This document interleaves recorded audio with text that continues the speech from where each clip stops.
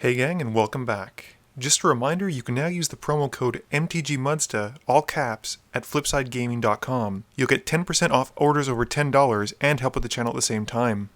This week we're going to look at a very interesting Esper Commander. This is Zur the Enchanter.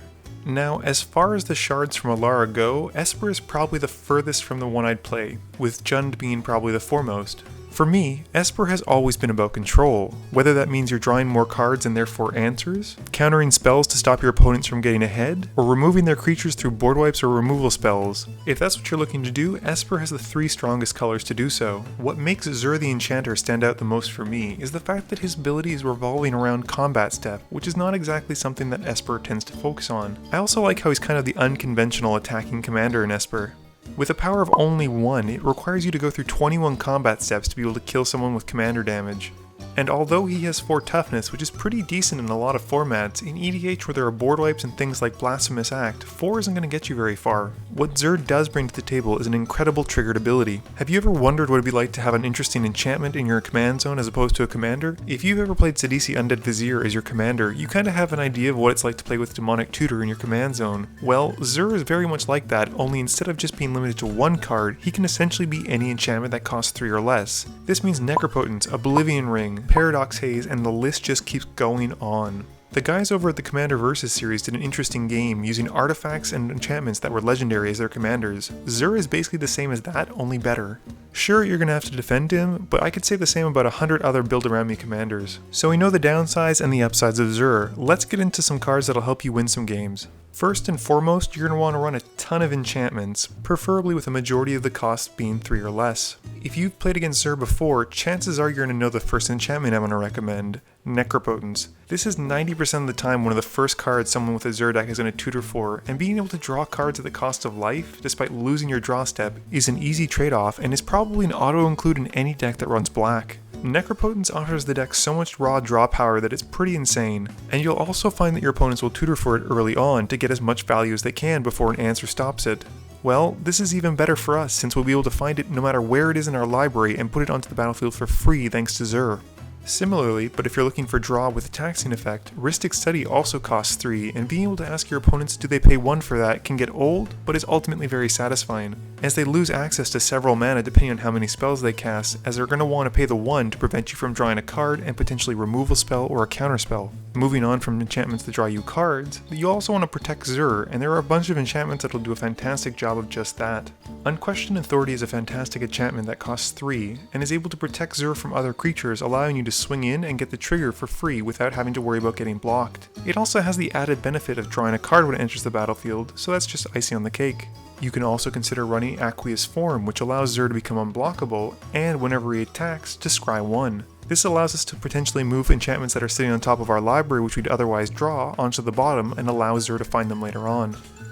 If you find your opponents run troublesome commanders like Derevi, Prosh, and pretty much a lot of the precon commanders oddly enough, you can consider running cards like Darksteel Mutation and Imprison in the Moon. The fun thing about Zur's ability is that it triggers when you attack with him, much like Sun Titan, and it allows you to find the enchantment before they declare blockers, which means you can take out their biggest and most troublesome creature. The nice thing about Zur is in addition to having all these answers in the form of enchantments, you can also run a small Voltron package. With just a handful of good auras, you can take Zur from just a simple tutor into a huge menacing threat. One of the auras that I would strongly recommend is Edge of the Divinity. This flexibly costed enchantment can pump Zur by +3/+3 for only 1 white or 1 black mana. In the same vein, Ethereal Armor is able to give Zur so much power and toughness for as little as 1 white.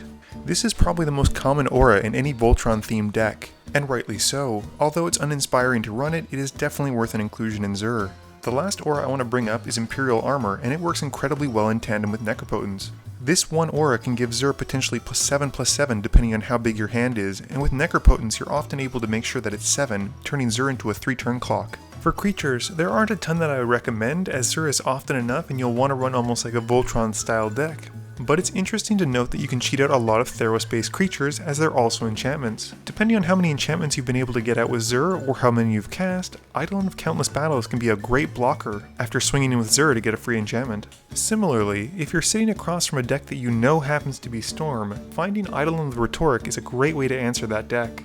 Umbra Mystic is a card you'd want to consider if you're often finding that Zur gets taken out thanks to board wipes.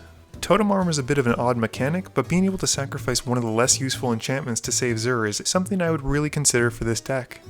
For instance, I wouldn't necessarily say only run counterspells, but since this deck is going to be able to find you a lot of answers through enchantments, being able to protect those enchantments is pretty critical. Oddly enough, one of the few instances that I would not recommend for Zur is Enlightened Tutor.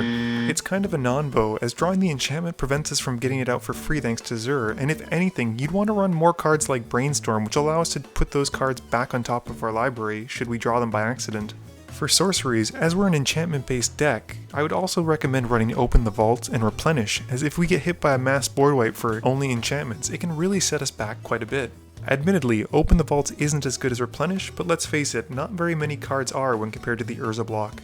For artifacts, you're going to want to run as many 2-mana rocks as you can, since Zur is based around combat and needs to get out early enough to be able to attack early on and consistently. It would also benefit you to run library manipulation cards like Sensei's Divining Top and Crystal Ball. Sensei's Divining Top is an EDH staple and a very powerful card as it allows us draw and manipulation, but I would actually say that Crystal Ball can be equally as powerful in a Zur deck, as you're able to scry away cards, whereas Sensei's Divining Top has to leave them on top. This means we can put critical enchantments on the bottom and find them with Zur later on, meaning we don't have to cast them. I don't have a ton of recommendations for lands beyond don't run too many enter the battlefield tapped ones because you won't be able to cast Zur early enough, but the one that I would recommend is Hollow the Bandit Lord.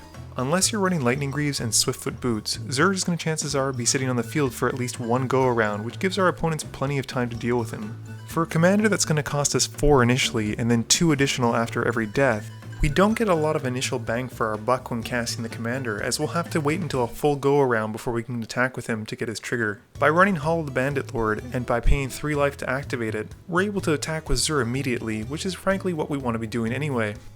Well gang, those are some of the cards I would strongly recommend in any kind of Zur deck. They're powerful, they get the job done, and although there are a lot more obvious cards which I haven't covered, I think that these are some interesting cards that should be considered when building a Zur deck. Let me know what you think about my suggestions, and if you've gone up against a Zur deck in the past, what did you like about the commander? What did you dislike about the commander? Let me know in the comments below. Please be sure to tune in every Monday at 11 AM Eastern Standard Time for a guaranteed new video, with a second video popping up sometime during the week. You can also follow me on Twitter at MTGMudsta, or check me out on Twitch at twitch.tv/MTGMudsta. This video is brought to you in part by support from my Patreons. If you're looking for a way to help out the channel, please be sure to visit the link below or in the About section. As always, thank you guys for watching, and please be sure to like, comment, share, and subscribe for more.